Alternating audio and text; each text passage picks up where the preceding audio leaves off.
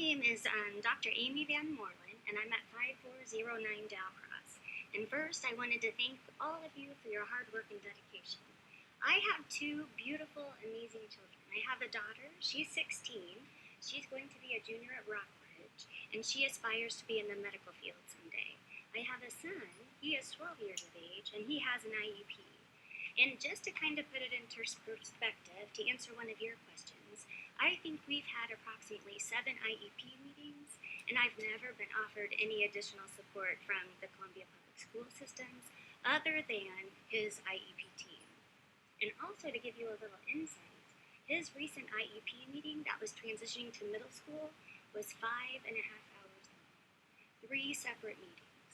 So that kind of tells you what we are going through with each of those meetings.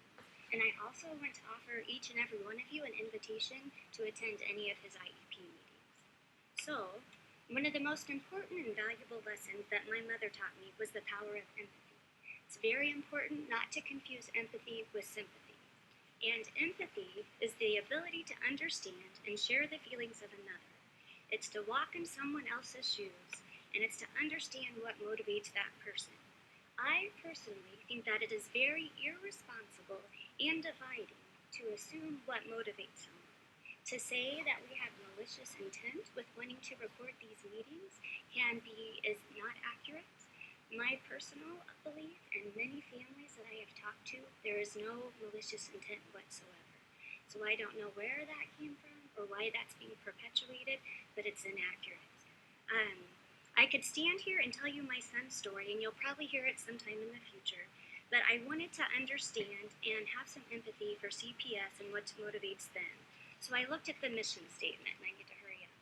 But when you look at the values of the Columbia Public School System, the non-negotiable family principles that guide us is trust. We need to start with a foundation of trust. Right now, there's not trust from both sides.